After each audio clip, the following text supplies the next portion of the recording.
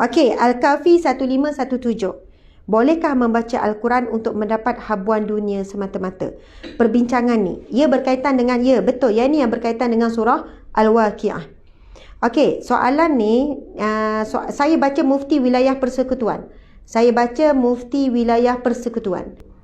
Soalan ni dia tanya, Assalamualaikum Tuan Mufti, bolehkah kita membaca Al-Quran semata-mata mengharapkan habuan dunia?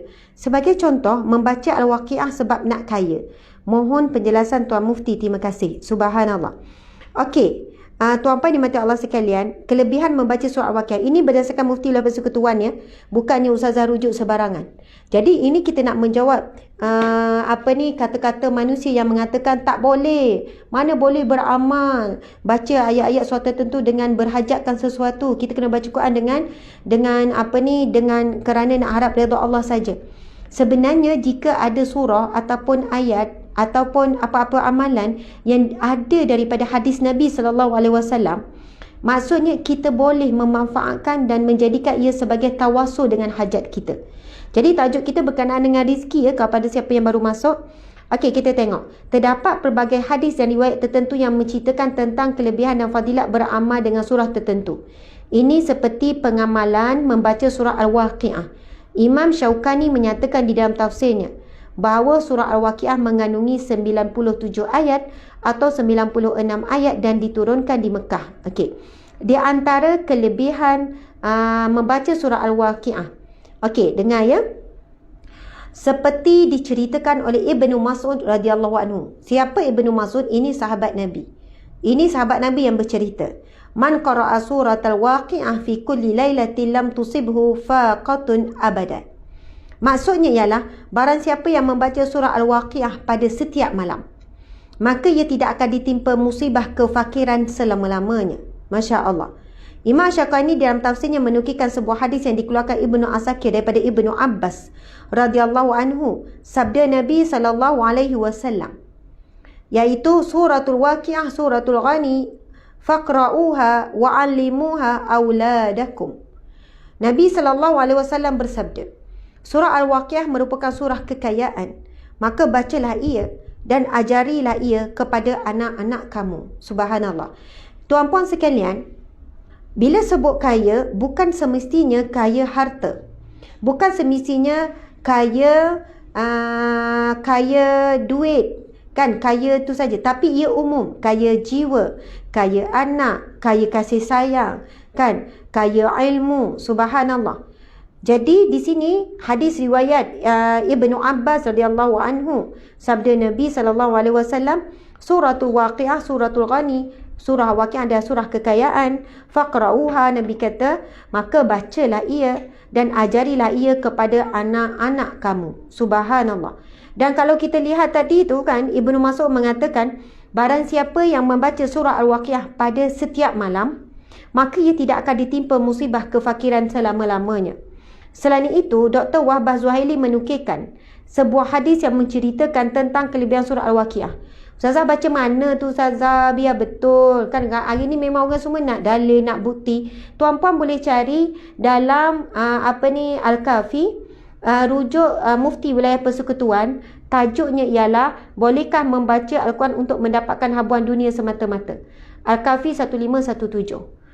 Subhanallah. Okey, kita tengok seterusnya. Selain itu, Dr. Wahbah Zuhaili menukilkan sebuah hadis yang menceritakan tentang kelebihan surah Al-Waqiah dengan menyatakan daripada Abu Zibah berkata, ketika Abdullah bin Mas'ud sedang tenat dan nazak.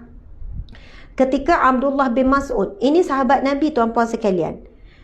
Kena faham cerita ni. Ketika ini Abdullah bin Mas'ud sedang nazak, sedang tenat. Maksudnya dah hampir dengan kematian. Lalu Sayyidina Uthman bin Affan radhiyallahu anhu menziarahinya. Sayyidina Uthman datang ziarah.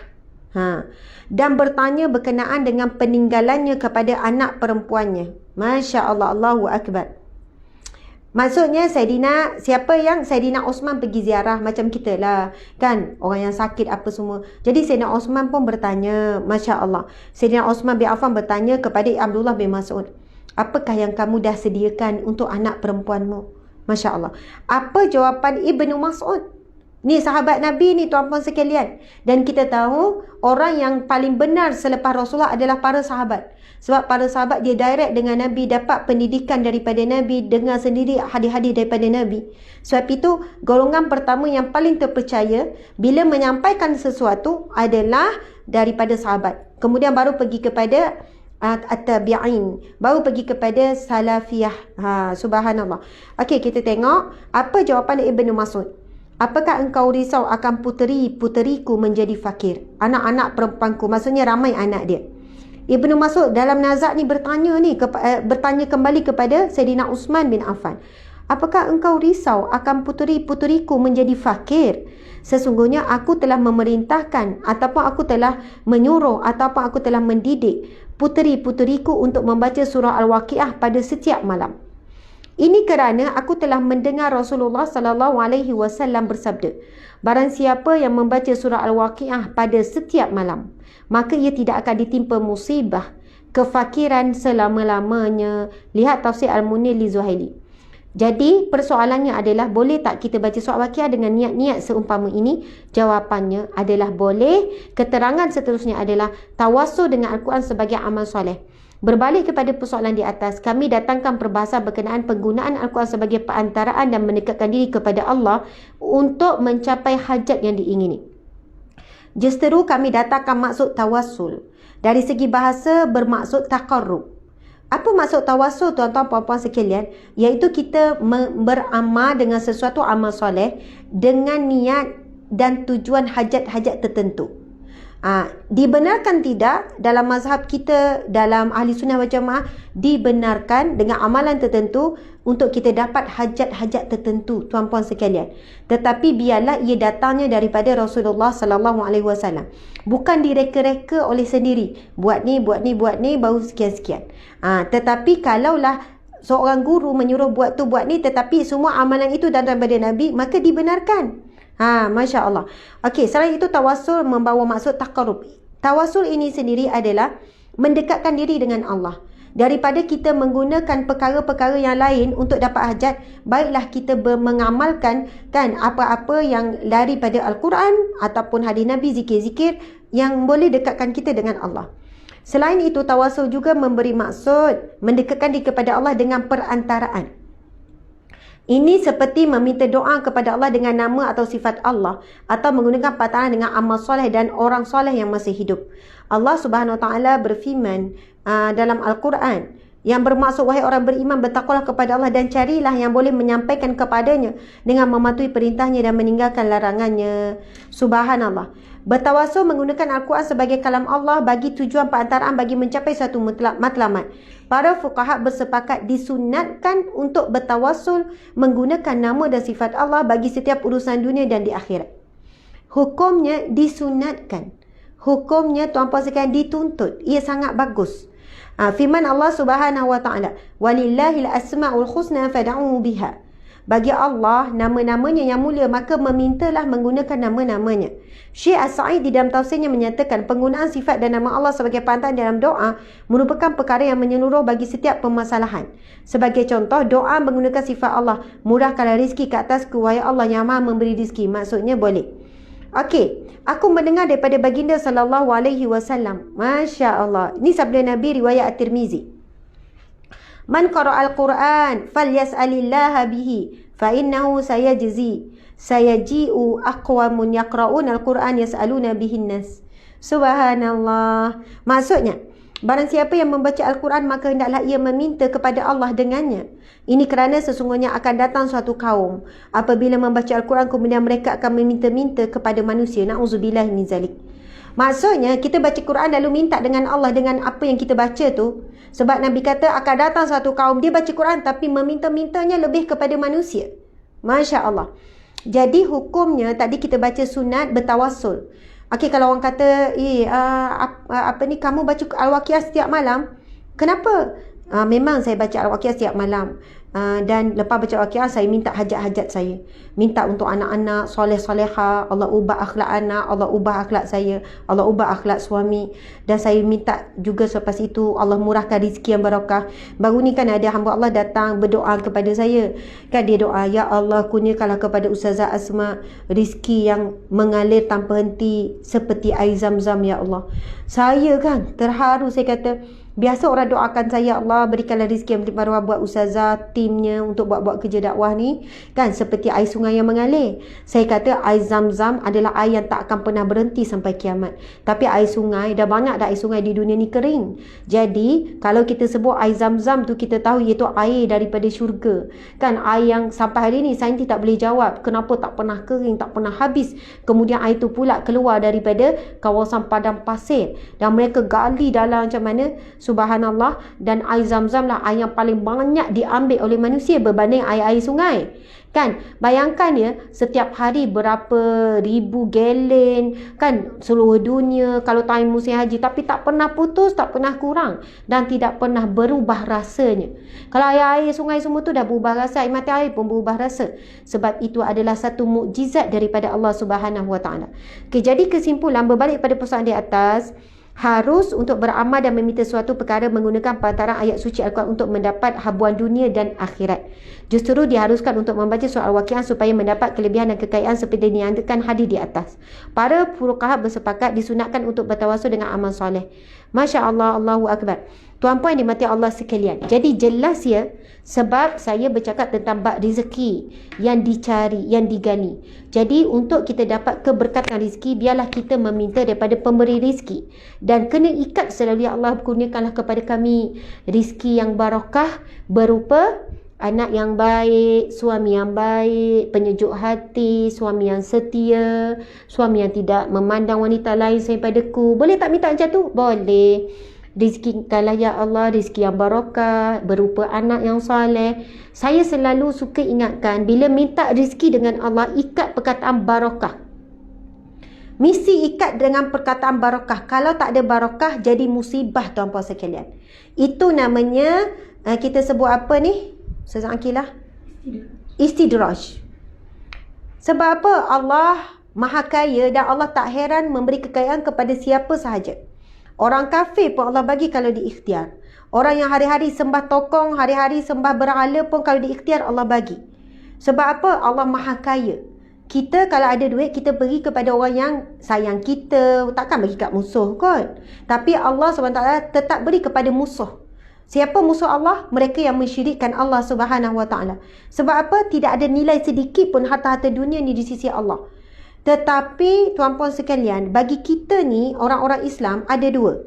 Sama ada rezeki yang Allah beri itu barakah ataupun musibah. Barakah ini maksud dia adalah, barakah sini bermaksud bertambah-tambah. Bertambah-tambah kebaikan. Ziyadul khair. Kalau orang tanya apa maksud barakah? Ziyadul khair, iaitu bertambahnya kebaikan-kebaikan. Walaupun duit tu 1,000 saja, kan rezeki tu gaji 1,000 saja tuan-puan sekalian, tetapi rezeki dan gaji 1,000 itu bertambah-tambah kebaikan. Daripada rezeki tu cukup anak hantar sekolah elok, walaupun sekolah biasa tapi dia belajar pun elok, esok sampai kerja pun elok.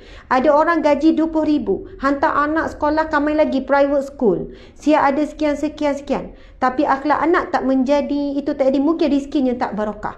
Jadi rezeki yang barakah ini, rezeki tu nampak bermula dengan rezeki A, tapi dia bertambah-tambah dengan rezeki daripada yang barakah tu, anak baik, anak solat, anak dapat kerja baik, anak belajar elok-elok, esok dapat pula menantu yang elok, dapat pula cucu yang baik. Nampak tak?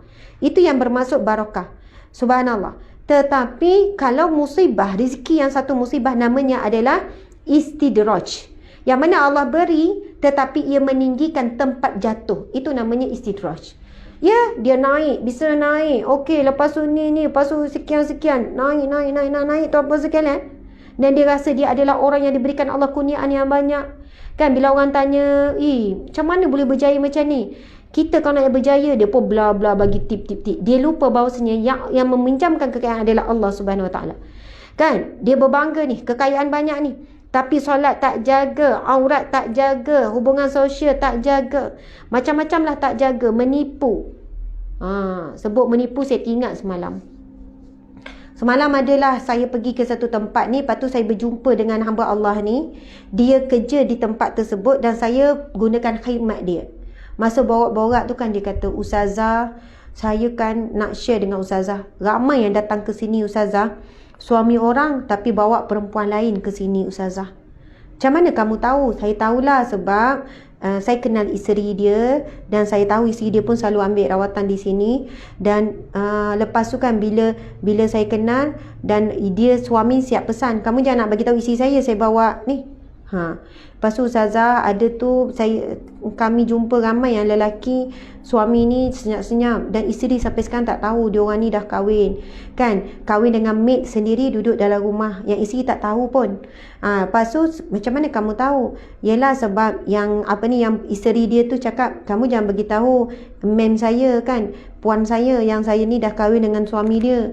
Oh, siap pesan macam tu pula. Saya kata macam tu. Ustazah, ramai Ustazah sekarang. Saya bukan kata anti poligami, tapi saya anti sangat lelaki yang tidak jujur.